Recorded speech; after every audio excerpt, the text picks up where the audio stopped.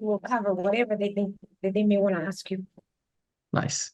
All right, let's start with a 3-minute introduction. Tell us a little bit about yourself, sir. Hi.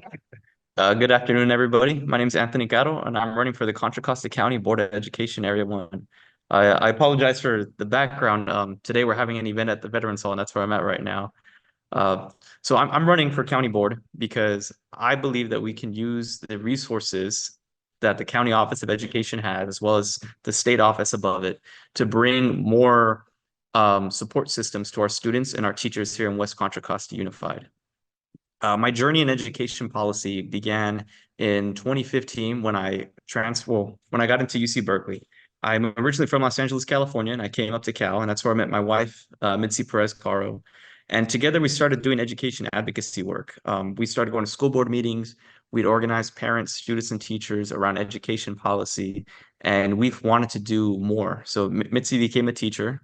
She became a high school teacher at Kennedy High School, and this is going to be her 8th year teaching. And I decided to run for school board back in 2018.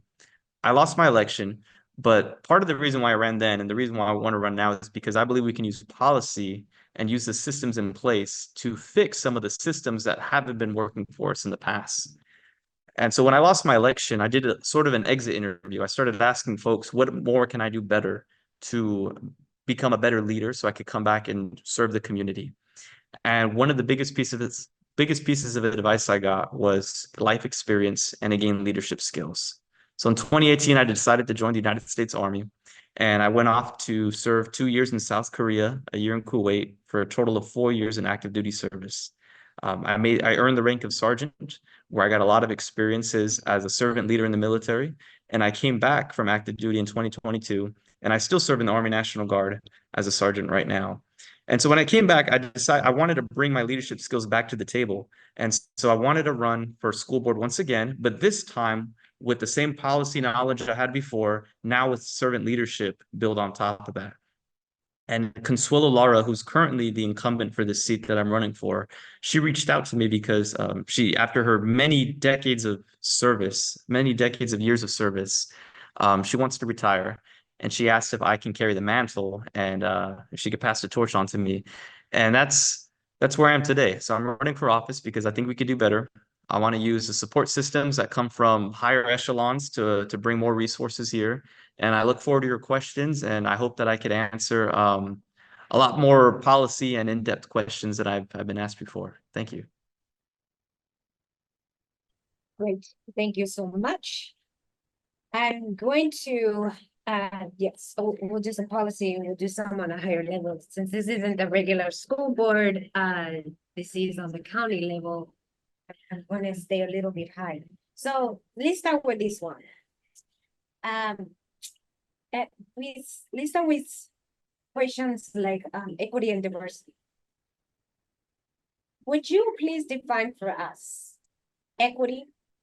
It's a two-part question. Equity, anti-racism, and advise what would be some measurable goals you would like to implement around diversity and equity and anti-racism, not just at the county level, but make sure that they are carried out throughout local school districts.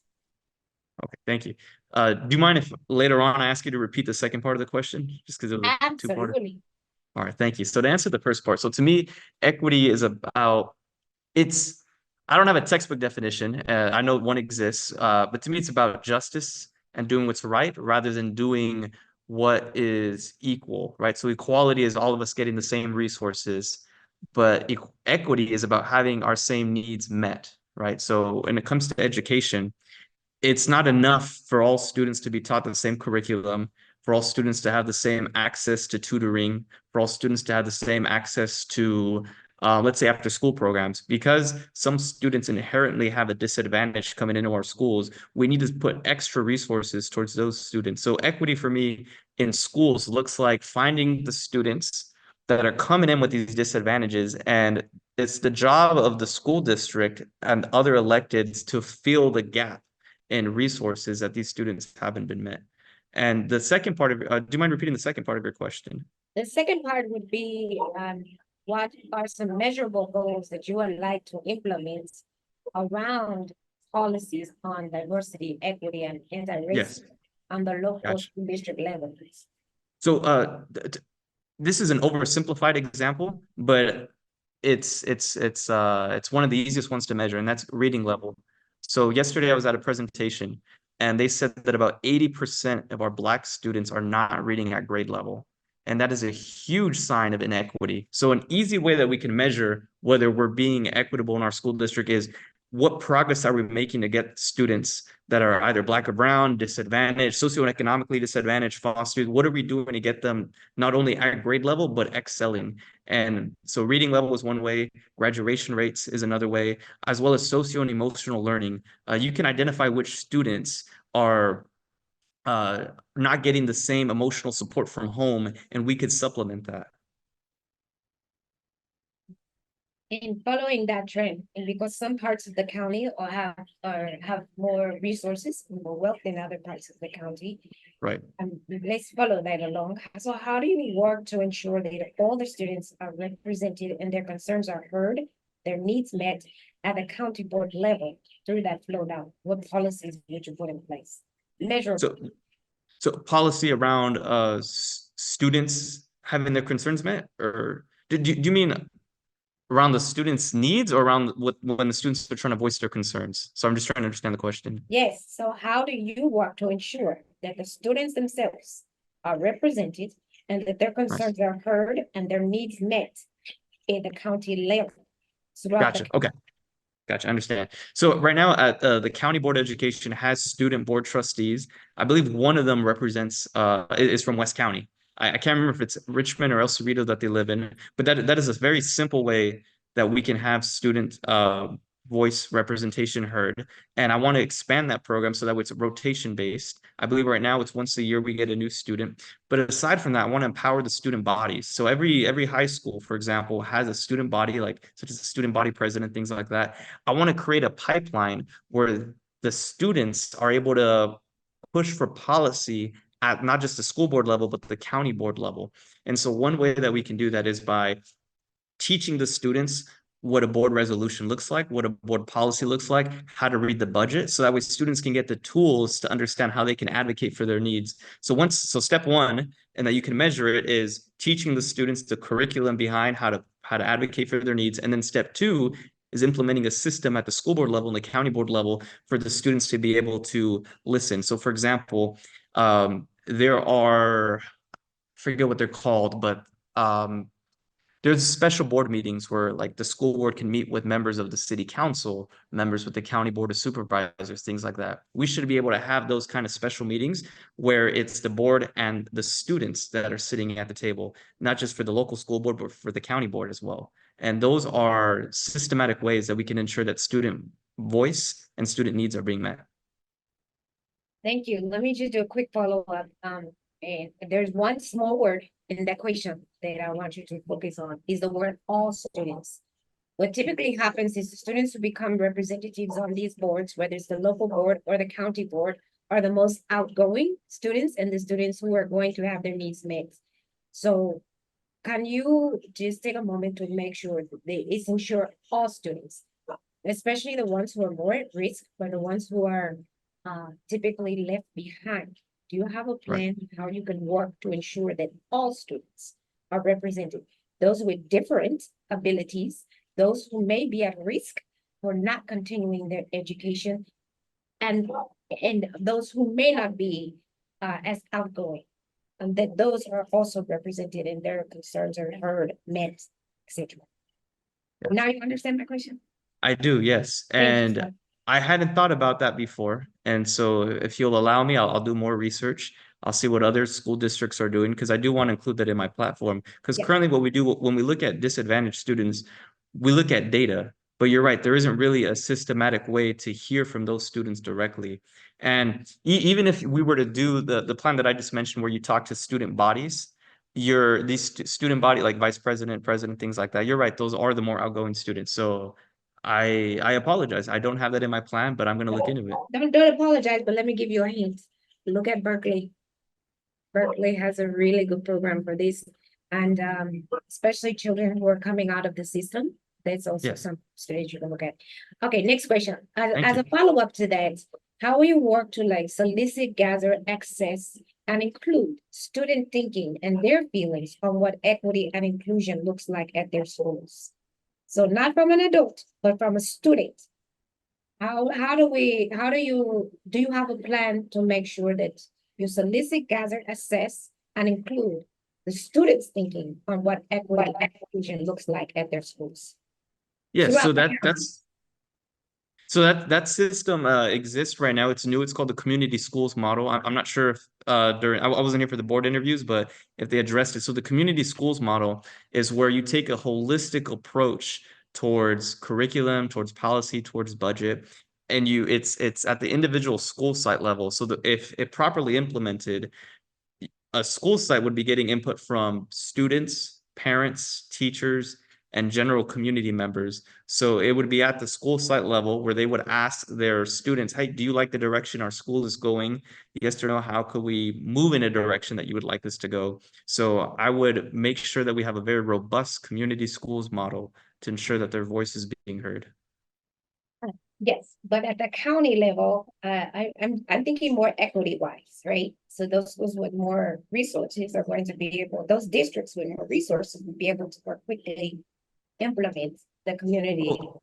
Let me further explain. I'm sorry. So Yeah. community schools aren't it's not based on whether a school site is in a neighborhood that has like more property taxes, so they have more money for these kinds of programs. This is a state granted program. These are granted grants fund these programs. So in West Contra Costa Unified, for example, they've identified schools that are high in need. For example, Kennedy High School, Richmond High School, Steege Elementary School. These are schools that typically don't have the same level of support financially from the surrounding community. So the community schools model brings extra funding to those kinds of schools, and that's how you bring equity. So it would be an injustice to move that money towards schools that don't need it as much. And so that's why right now they're starting with the high need schools first.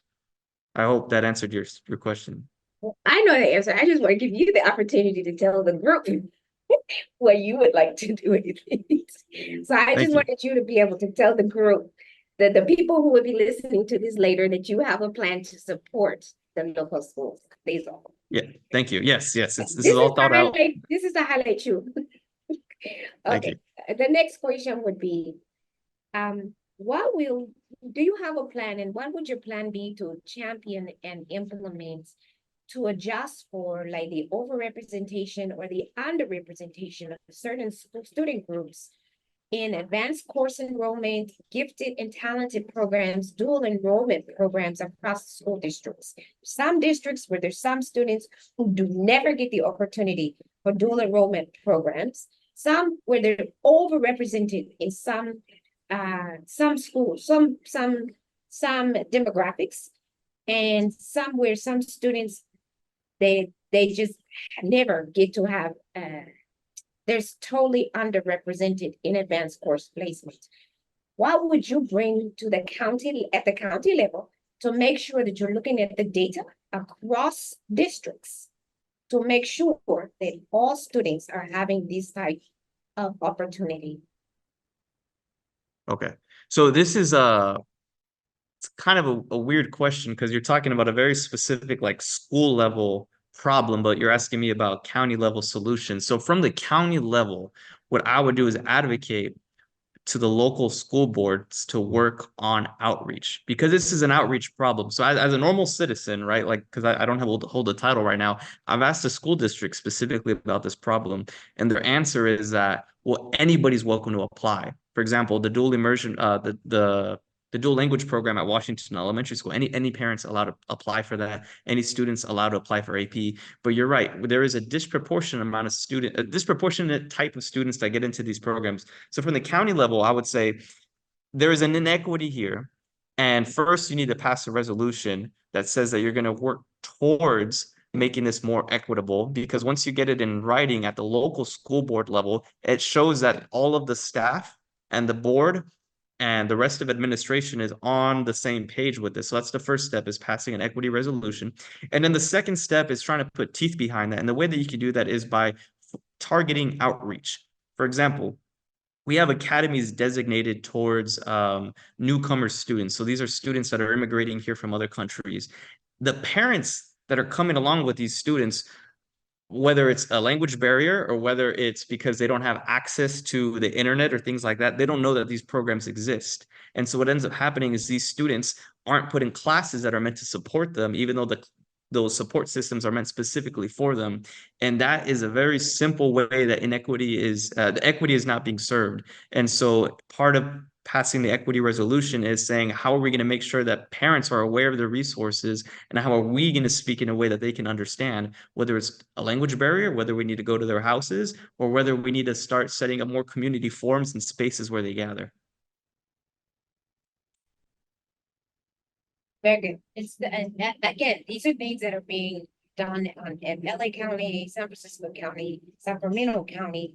Yes. To push the districts that it may be reticent and pushing along. So thank you.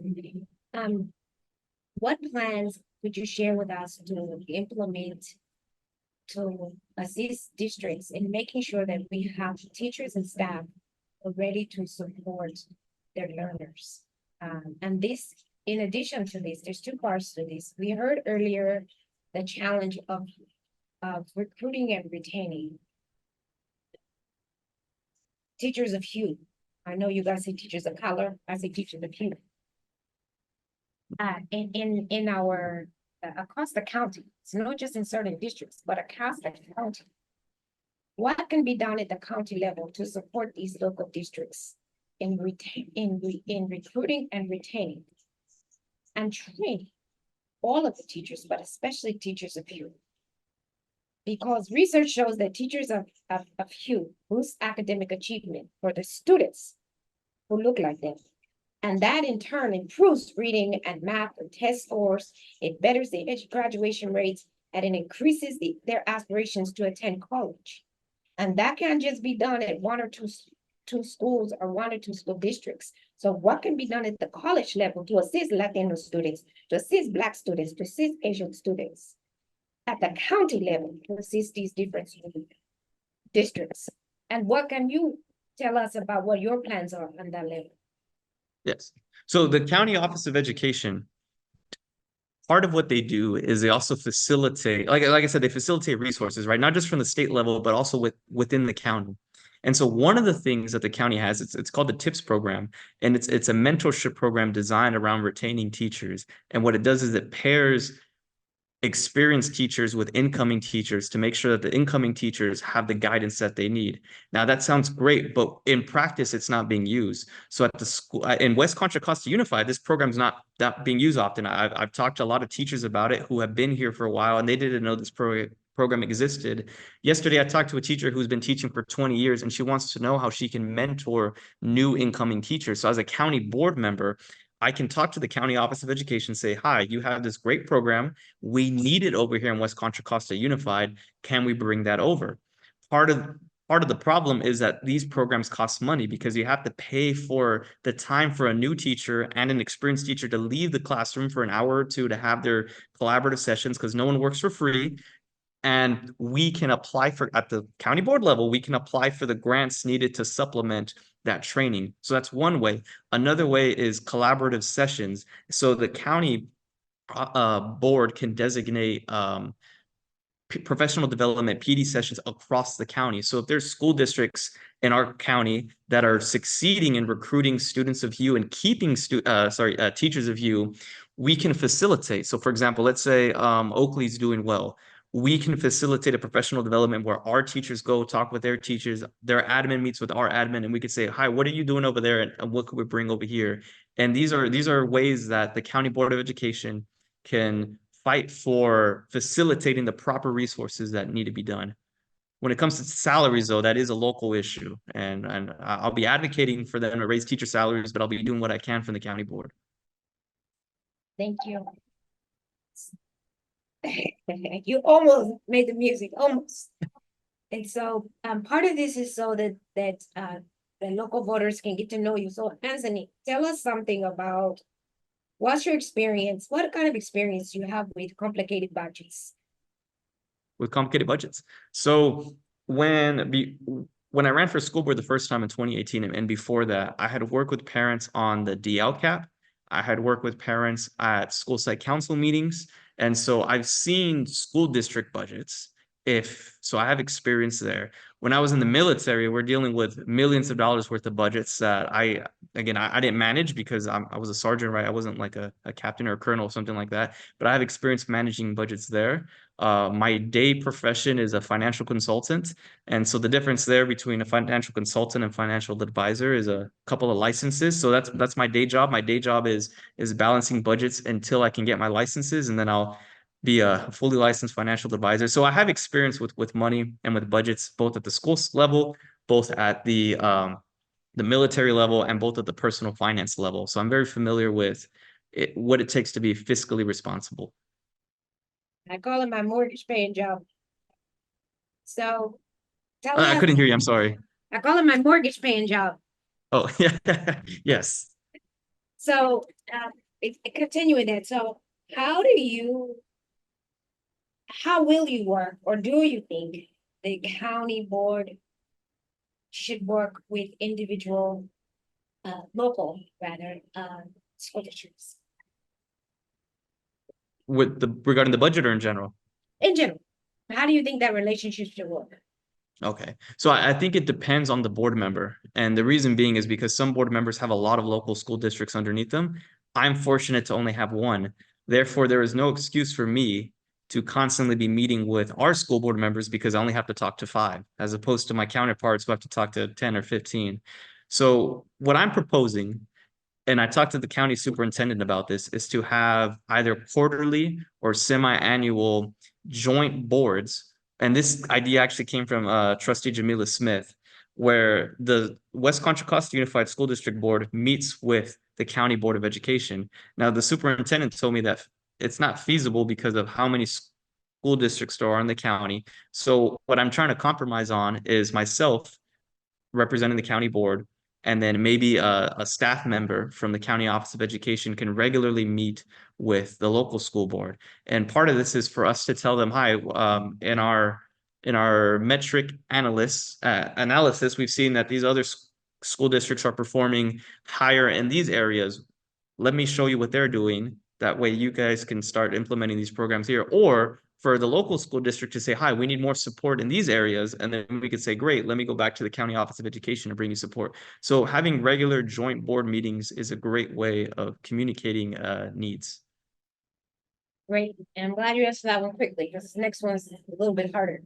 So with that, what do you see as the greatest opportunity and challenge on the county board? And what do you think they've done well, and what do you think they've not done so well? I won't say poorly, but they've not done so well, and that you would do differently. Okay. I'll start with what they have done well. The county board and the County Office of Education have done well at acquiring resources. There's a lot of grant money and there's a lot of programs in place that they have that are fully funded. And you may be wondering, why haven't I heard about this before? Why are we in the situation that we're in right now? And that's where they haven't done so well. Where they haven't done so well is spreading the wealth to make sure that West Contra Costa Unified gets the same resources. For example, career technical education. Career technical education are programs designed to ensure that our high school students, upon graduation, have a skill set so that when they graduate, they can either go to a trade or have some sort of work experience. So some of these programs are like digital arts and media, welding. Those are the two off the top of my head, but there's more.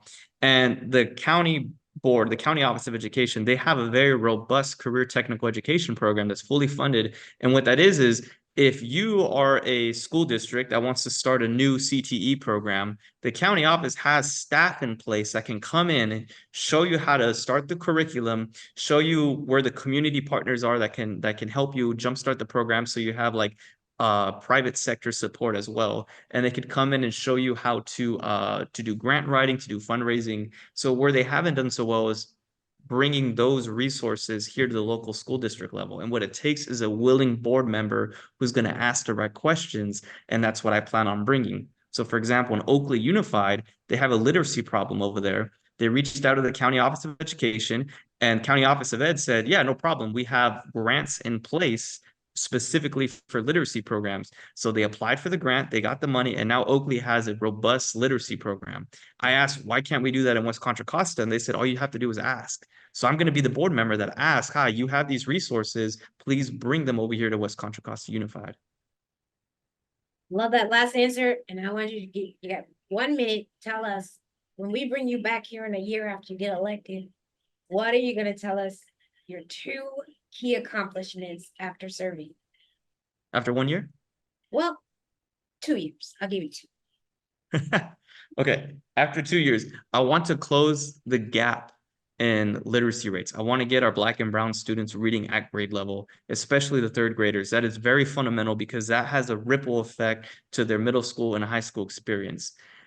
The second piece is I want to increase our school enrollment. And I'm not just trying to bring more numbers to more bodies to our schools. I think that that would prove that we're doing something right. There's a lot of parents that are leaving the district to charter schools, to private schools, to schools outside of West Contra Costa Unified.